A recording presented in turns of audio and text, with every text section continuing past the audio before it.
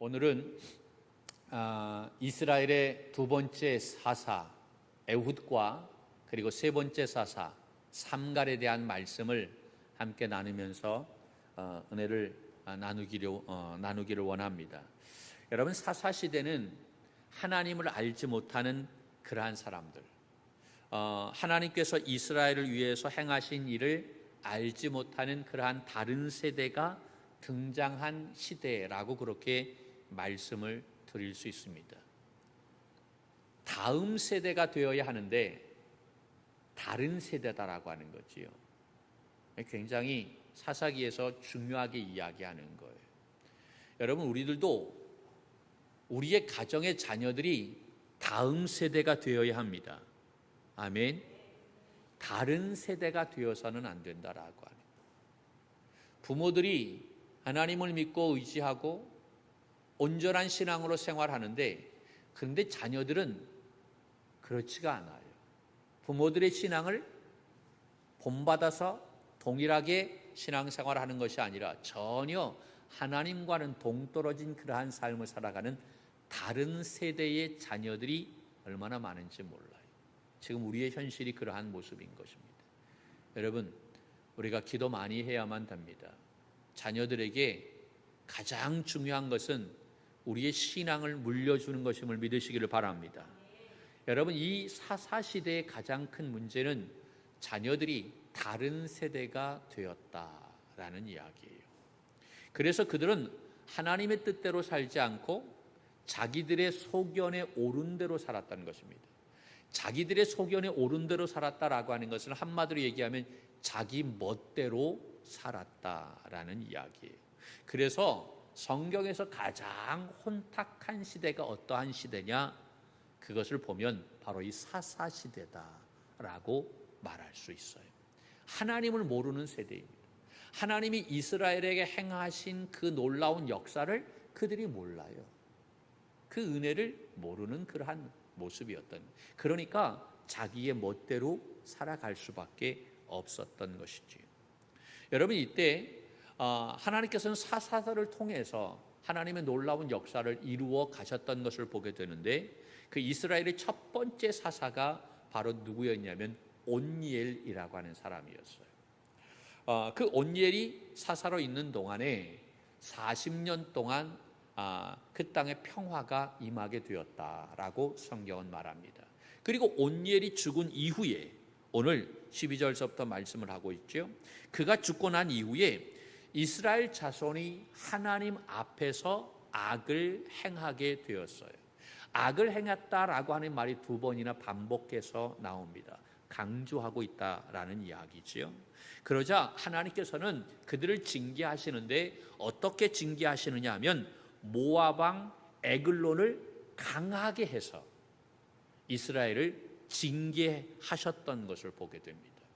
그 모압 왕 에글론을 강하게 해서 이스라엘을 대적하게 하셨는데, 그 모압 왕 에글론이 암몬과 아말렉 사람들을 데리고 와서 종려나무 성을 점령했다라고 하는, 여기서 종려나무 성이라고 하는 것은 여리고성을 이야기하는 것입니다. 우리가 출애굽하게 되어져서 가나안 땅에 들어가게 될 때 제일 먼저 그 성이 여리고성 아닙니까? 그 여리고성 7바퀴 돌면서 무너지게 되어졌죠. 그 여리고성을 에글론이 점령하게 되어졌던. 그래서 이스라엘이 무려 18년 동안이라 누구를 섬기게 되어졌느냐? 이 모압 왕 에글론을 섬기게 되었다라는 이야기입니다. 여러분, 우리나라도 36년 동안에 그러한 아주 고된 그러한 식민지 생활을 하지 않았습니까? 오늘이 굉장히 역사적인 날입니다. 나라와 민족을 위해서 우리가 기도해야 될 줄로 믿습니다. 다시는 이 땅에 그런 아픔이 있어서는 아니 되겠다라고 하는 거죠. 우리도 그런 아픔을 가지고 있었기 때문에 여러분, 18년 동안 이 이스라엘이 모압 왕 에글론의 통치를 받고 매해마다 공물을 바치고 매해마다 여러 가지 많은 것들을 상납해야 되니 여러분, 얼마나 어려웠겠어요. 그러니까 이들이 너무 고통이 심하게 되자 결국은 어떻게 되어졌냐? 하나님 앞에 부르짖게 되어졌던 거예요. 그동안 자기들이 애써봤겠죠. 여러 가지 많은 노력을 해봤겠죠.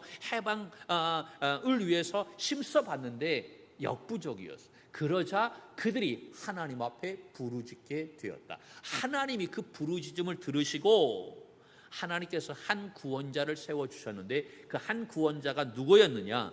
베냐민 사람 게라의 아들 왼손잡이였던 에웃이었다라고 하는, 이 에웃이 이스라엘의 두 번째 사사였던 거예요. 에웃하면 우리가 생각하는 것이 왼손잡이, 이 왼손이 아니죠. 할렐루야, 왼손잡이였던 거예요. 에웃하면 특징이 바로 왼손잡이였다라는 이야기예요. 이 에웃이 이스라엘의 두 번째 사사. 그리고 우리가 31절 말씀을 우리가 봉독했죠. 맨 마지막 절, 세 번째 사사가 삼갈이라고 하는 사람입니다. 오늘은 이 에웃과 삼갈에 대한 이야기를 통해서 은혜를 나누려고 하는데, 에웃은 대사사입니다. 사사기에는 12명의 사사가 나오는데 정확하게 6명은 대사사고 6명은 소사사예요. 대사상은 분량이 많아요. 에웃은 12절서부터 30절까지 분량이 꽤 있어요. 그런데 삼갈은, 소사사는 31절 딸랑 한 구절밖에 없는 거예요. 어떤 능력이 많아서 어떤 큰 사람, 그래서 대사사가 아니라 분량이 많아가지고 대사사고 분량이 적어서 소사사인 거예요. 여러분, 선지서도 마찬가지예요. 대선지서가 있고 소선지서가 있죠. 대선지서는 분량이 굉장히 많아서 대선지서라고 얘기하고, 소선지서는 분량이 굉장히 작아서 소선지서. 여러분, 하나님 앞에 큰 사람이 어디 있고 작은 사람이 어디 있어요? 다 똑같이. 할렐루야. 도토리 기재기예요. 커봐야 얼만큼 큽니까? 하나님 앞에서는 다 부족한 사람, 다 죄인인 거예요. 할렐루야. 그래요. 내가 크다라고 자랑할 것도 없고, 내가 작다라고 해서 의기소침할 이유도 없는 거예요. 당당한 믿음의 종들이 되어야 할 줄로 믿습니다. 여러분, 이 에웃과 삼갈, 두 번째 사사와 세 번째 사사, 이 에웃과 삼갈을 통해서 우리에게 주시는 영적인 교훈이 있다고 한다면, 하나님의 의외성이라고 하는 주제로 말씀할 수 있는 그러한 인물들이다라는 이야기예요. 무슨 얘기라면, 하나님께서 어떻게 저러한 사람을 통해서 이스라엘을 구원시킬 수 있었지? 의외다라는 이야기예요. 전혀 생각해보지 못했던 사람들이었어요. 사람들의 눈에도 띄지 않는 사람이었어요. 그런데 그러한 사람들을 하나님께서 선택하셔서 이스라엘 백성들의 구원의 놀라운 역사를 이루게 하셨다라는 이야기예요. 여러분, 하나님은 유능하고 흠없어 보이는 그러한 인물들보다는 의외의 인물들, 부족한 사람들, 그러한 사람들을 통해서 역사하신다는 사실을 믿으시기를 바랍니다. 할렐루야. 이 에웃과 삼갈은요, 이스라엘의 첫 번째 사사가 바로 누구였냐면 온니엘이었어요. 이 온니엘과는 굉장히 대조적인 그러한 모습을 볼 수가 있어요. 여러분, 온니엘이 첫 번째 사사인데 첫 번째 사사다운 사람이에요. 내가 봐도 참 아주 훌륭한 사람이에요. 가문도 좋고 실력도 좋고 영성도 있고 믿음도 있고 순종의 사람이고 용기도 있고 싸움도 잘하고 뭐 하나 빠지는 것이 없는 사람이 바로 온니엘이었어요. 그러니까 모든 사람이 첫 번째 사사다워라고 말할 수 있다라고 하는, 모두가 다 인정해요. 그는 사사로서 조금도 부족함이 없는 그러한 사람이었어요. 누가 봐도 인정하는 명문 가문 출신이었어요. 용사였어요. 믿음의 사람이었어요. 그런데 거기에 비해서 두 번째 사사, 세 번째 사사 에웃과 삼갈은 그렇지 않았어요. 너무나 부족했어요. 부족해도 너무 부족했어요. 그러나 하나님은 모든 것을 완벽하게 갖춘 온니엘만 사용하는 것이 아니라 뭐 하나 내세울 것 없는 부족한 흠이 많은 그런 에웃과 삼갈도 사용하신다는 사실을 말씀하고 있는 거예요. 할렐루야. 여러분, 온니엘은요 한마디로 우리가 얘기한다면 엘리트였다라고 얘기하는 거예요. 지금 저 강남 저 파라군에서 공부한 거예요. 최고의 그러한 유치원도 최고의 유치원 그런 나오고 외국인 학교 나오고 외국어 고등학교 나오고 과고 나오고 할렐루야 그런 거 있잖아요. 최고의 엘리트 코스를 밟았던 그러한 사람이었다 이야기할 수 있어요. 유다 지파 출신이었어요. 유다 지파가 최고 아닙니까? 왕의 가문 혈통을 이어받았잖아요. 갈렙의 사위였어요. 정의 용사였어요. 여러분 이 갈렙이 헤브론을 정복한 이후에 사사기 1장과 여호수아 15장 말씀에 보면 나오는데 그가 헤브론을 달라라고 얘기했죠. 그래서 그 헤브론을 얻게 되어졌어요. 그 헤브론을 그가 정복하고 난 다음에 기럇세벨을 쳐서 정념해야 되는데 그때 이 갈렙이 자기 자신의 딸을 이렇게 주겠다라고 약속하면서 누가 저 기럇예벨을 그 세벨을 차지할 것인가? 그 저 기럇세벨을 차지하는 사람에게 내 딸 악사를 주겠다라고 이야기했던 그때 나서서 그 기럇세벨을 들어가서 그 점령했던 사람이 바로 온니엘이라고 하는 사람이었어요. 그러니까 대단한 사람이지요. 그는 정의 용사였어요. 그곳에 있는 그 사람들이요 보통 사람들 기골이 장대한 무기가 뭐 무시무시한 그런 무기를 가지고 있는 그러한 사람. 그럼에도 불구하고는 믿음으로 나아가서 그 기럇세벨을 점령했던 것입니다. 할렐루야, 믿음의 사람이었던 거예요. 그러한 온니엘이 이스라엘 첫 번째 사사. 첫 번째 사사답지요. 할렐루야. 그래요. 그런데 거기에 비해서 두 번째 사사 에웃은 유다 지파 출신이 아니에요. 어디 지파 출신은 베냐민 지파 출신이었어요. 여러분 첫 번째 왕이 사울이었죠. 두 번째 왕이 다윗이었어요. 첫 번째 왕 사울이 어디 지파 출신이었냐면 베냐민 지파 출신이었어요. 왕이 베냐민 지파 출신이었는데 그 다음이 유다 지파 출신으로 바뀌었다라고 완전히 망했다라고 하는 거예요. 그런데 그 망한 지파의 출신이 바로 에훗이었던 것입니다. 그는 또 왼손잡이라고 그렇게 얘기했어요. 왼손잡이를 욕하는 것이 아닙니다. 여기서 왼손잡이다라고 이야기하는 이 히브리 말 원문에는 부정적인 의미가 담겨져 있어요. 오른손을 사용하지 못한다. 오른손에 장애가 있다라는 의미인 거예요. 그러니까 그가 했던 일이 바로 뭐냐면 모압왕 에글론에게 공물을 바치는 일을 했던 거예요. 만약에 건장한 사람이 그 왕에게 공물을 바치러 나아갈 때 독대를 해야 되거든요. 그 건장한 사람이 간다라고 하면 그 왕뿐만 아니라 그 주변에 있는 호위병 신하들이 긴장을 하겠지. 그런데 이 에훗이 공물을 바치러 갈 때에는 전혀 긴장할 필요가 없었던 거예요. 그는 어디 손을 못 써? 오른손을 못 쓰니까. 왼손 가지고 어떻게 뭐 해보겠어요? 왕을 뭐 시해라도 해볼 수 있겠느냐라고 하는 거지. 그러니까 그가 했던 일이 왕에게 공물 바치는 일을 했던 거였어요. 그러니까 왕도 그 주변의 신하들도 안심할 수 있었던 것이죠. 자, 15절 말씀에 보면 그 에훗에 대해서 이야기하기를 뭐라고 얘기하냐면 베냐민 사람 게라의 자손이다라고 이야기합니다. 여러분 게라에 대해서 잘 알려진 성경이 어떠한 성경이냐면 이 사무엘하 15장 말씀에 보면 16장 이후에 보게 되면 이 다윗이 자기 아들 압살롬에 의해서 반역에 의해서 쫓겨가게 될 때에 그때 게라의 아들 시므리가 그 쫓겨가는 다윗을 보면서 저주했던 모습을 볼 수가 있어요. 할렐루야. 아시지요? 예. 그때 게라의 아들 시므리가 그 다윗을 저주했던 그 이유가 바로 뭐냐면 그 시므리는 베냐민 지파 사람이었어요. 그러니까 사울이 왕이 베냐민 지파 사람이었잖아요. 그러니까 베냐민 지파였기 때문에 사울의 입장에서 그 사울이 왕이 폐위가 되고 다른 지파였던 유다 지파 다윗이 왕이 되어졌으니까 속이 상했겠지. 그래서 쫓겨나가는 다윗 왕을 보면서 저주하게 되어졌던 거예요. 잘 됐다라고 하는 것이 고소하다라고 하는 거예요.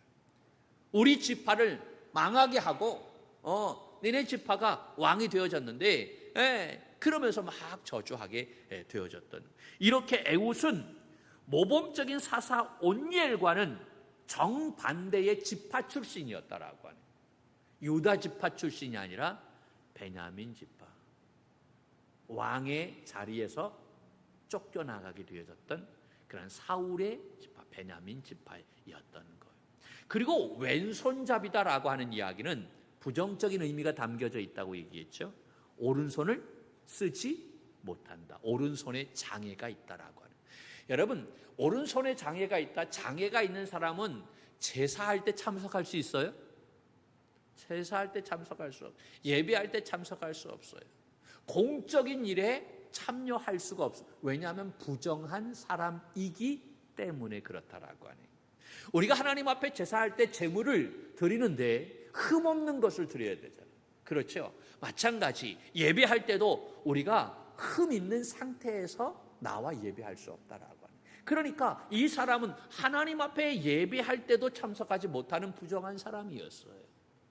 어떤 공적인 일에도 참여하지 못하는 그러한 장애를 가지고 있는 그러한 사람이었어요. 그리고 참 희한한 것은 왜 베냐민 사람이라고 얘기했을까? 여러분, 베냐민 사람이라고 하는 히브리 말의 원문의 뜻은 바로 뭐냐면 오른손의 아들이라고 하는 이야기예요. 이 말은 잘 들어야 돼요. 베냐민 사람 에훗이 왼손잡이였다라는 이야기죠.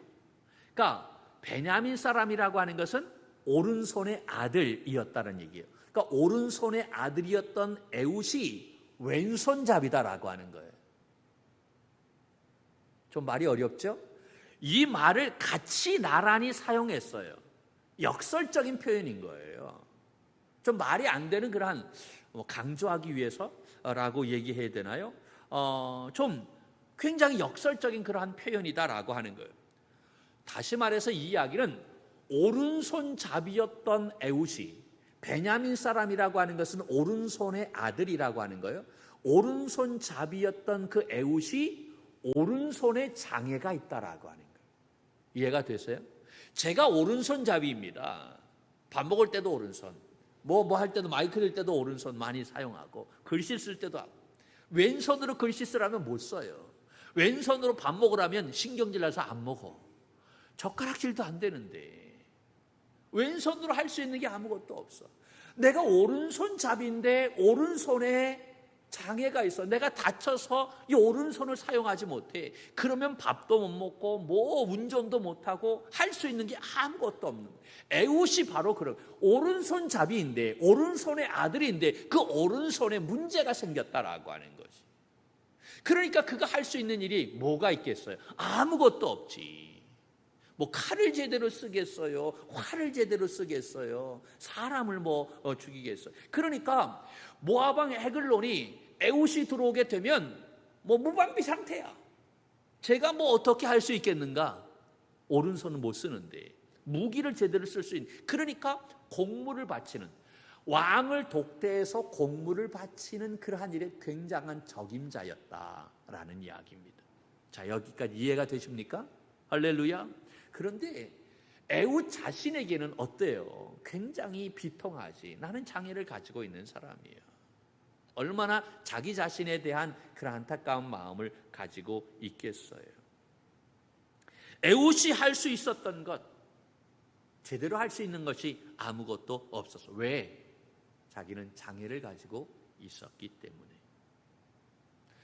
또한 31절에 나오는 삼갈, 여러분 삼갈은 세 번째 사사였어요. 그런데 그 이름이 시브리식 이름이 아니었다. 뭐라고 얘기하냐면 31절 말씀에 보면 에훗 후에는 아낙의 아들 삼갈이 있어. 그냥 삼갈이라고 얘기하지 않고 그 전에 누구의 아들이라고 얘기합니까? 아낙의 아들. 여기 좀 문제가 있지요. 아낙의 아들. 왜 그냥 삼갈 그렇게 얘기했지 아낙의 아들이라고 얘기했을까? 거기에는 뭔가가 있다라고 하는 거지. 여러분, 이것은 히브리식 이름이 아니다. 결국은 히브리 사람이 이스라엘 사람이 아닐 수 있다라고 하는 거예요. 전쟁의 여신이었던 아낙을 숭배했던 자였을 가능성이 있다라고 하는 거예요.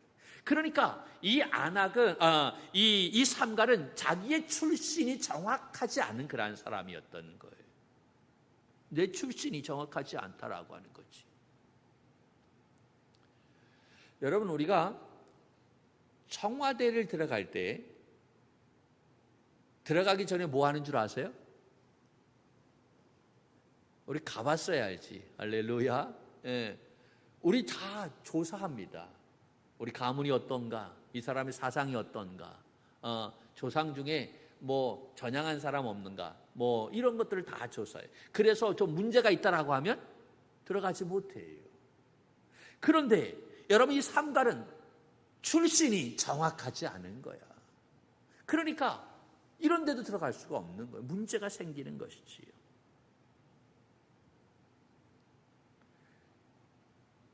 더 놀라운 것은 이 삼갈이 그 블레셋 사람 600명을 죽이는데 사용했던 무기가 바로 뭐냐? 소모는 막대기였어요. 소모는 막대기. 우리 장로님, 소모는 막대기 어떤 건지 알지요? 꽃갱이 자루처럼 이렇게 두꺼운가요? 아니에요. 소모는 막대기는 가느다라요. 요 정도 가늘을 아주 가늘어요. 그걸로 뭐 20대 맞아야 죽어요, 안 죽어요? 그걸로는 안 죽어. 아프기는 무지 아프지. 그런데 그 소모는 막대기로 100대를 맞아도 안 죽어요. 아주 찰랑찰랑한 그러한 회초리 같은 그러한 거잖아요. 그런데 그걸로 블레셋 군사 600명을 죽였다. 여러분, 블레셋 사람들이 어떠한 사람입니까? 블레셋 사람들은 전쟁에 아주 익숙한 사람들이었어요. 그 사람들은 아주 그 무기도 굉장한 그러한 철 무기를 가지고 있었던 사람들이었어요. 지중해를 중심으로 해서 중개 무역을 하면서 굉장한 부를 축적했던 사람들이었어요. 그리고 해적이었어요. 그러니까 해적이었으니까 얼마나 싸움을 잘했겠어요. 맨날 밥 먹고 하는 것이 바로 뭐예요? 싸움이지. 그래서 사람들을 잡아다가 노예로 애굽에 팔았던 그러한 사람들이었어요. 가나안 거민 중에서 이스라엘을 가장 괴롭혔던 족속이 바로 어떠한 족속이었느냐? 블레셋 족속이었어요.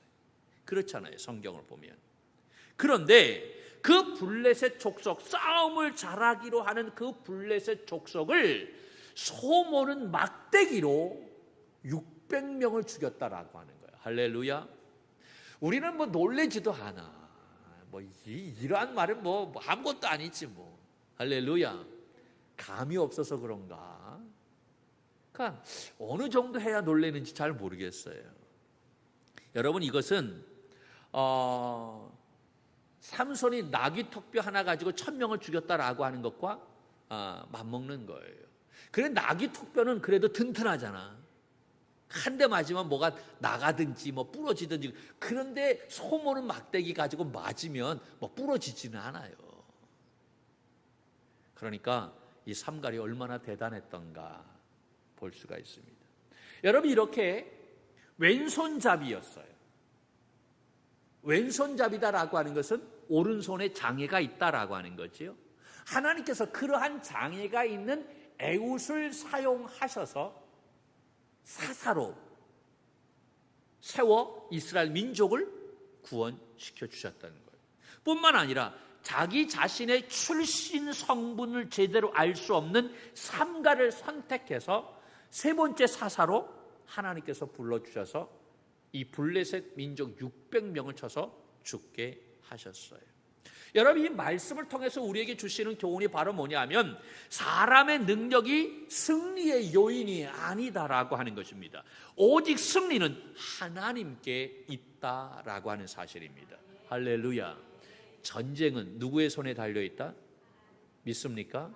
하나님의 손에 달려있는 거예요. 내가 아무리 많은 것을 가지고 있다 할지라도 하나님이 역사하시지 아니하면 승리할 수 없는 거예요. 사람의 능력, 사람의 실력에 승리가 있는 것이 아니라 여러분, 승리는 하나님께 달려 있다라고 하는 사실입니다. 할렐루야. 그리고 두 번째는 하나님은 전혀 의외의 사람, 의외의 무기를 사용하신다라는 것입니다.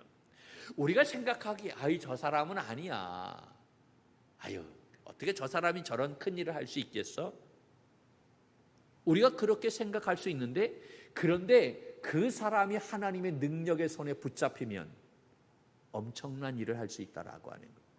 믿습니까?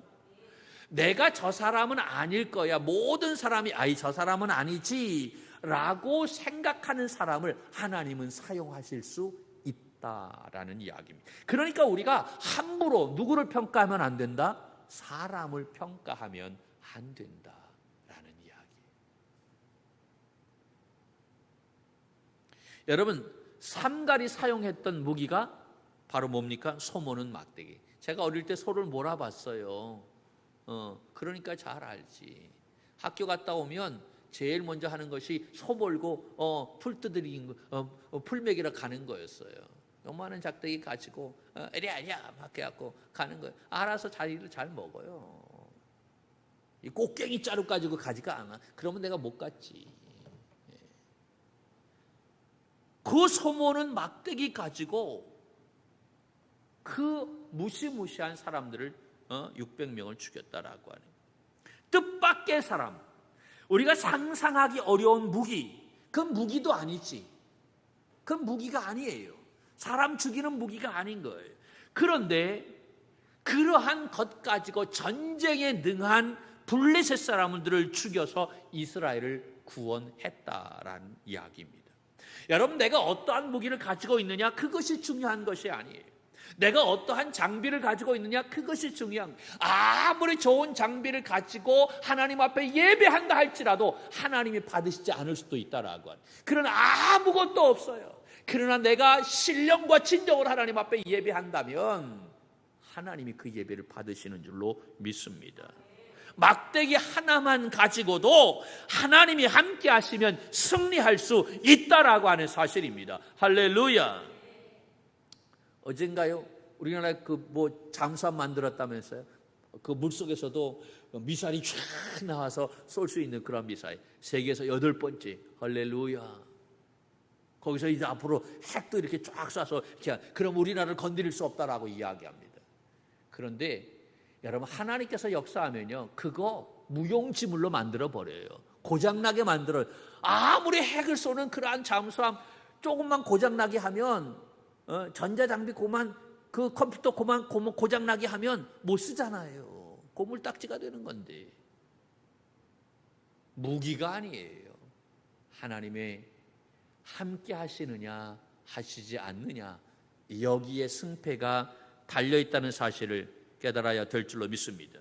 또한 하나님이 함께 하시면 나의 약점도 강점이 될 수 있다는 사실을 보여주고 있는 거예요.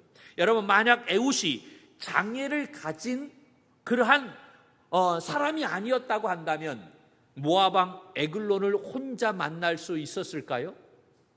장애를 가지 않았다고 한다면 그 왕을 혼자 만날 수 없었을 거예요. 그러면 그 왕을 죽이지 못했을 것이다라고 하는. 그런데 그가 장애를 가지고 있었어요. 약점을 가지고 있었어요. 그런데 그 약점이 하나님의 손에 붙들리게 되니까 민족을 구하는 도구가 되어졌다라는 사실입니다. 할렐루야. 많은 사람들은 자신이 가지고 있는 약점 때문에 괴로워하고 좌절합니다. 그러나 하나님은 그 약점 때문에 우리를 사용하신다는 사실을 믿으시기를 바랍니다. 여러분, 그 약점 때문에 내가 하나님 앞에 선들 수 있는 거예요. 할렐루야. 그러므로 우리는 우리의 있는 모습 그대로 주님 앞에 나오면 되는 줄로 믿습니다. 여러분, 오늘 이스라엘 두 번째 그리고 세 번째 사사인 에훗과 삼갈은 하나님의 의외성을 보여주는 그러한 인물이다라고 볼 수 있습니다.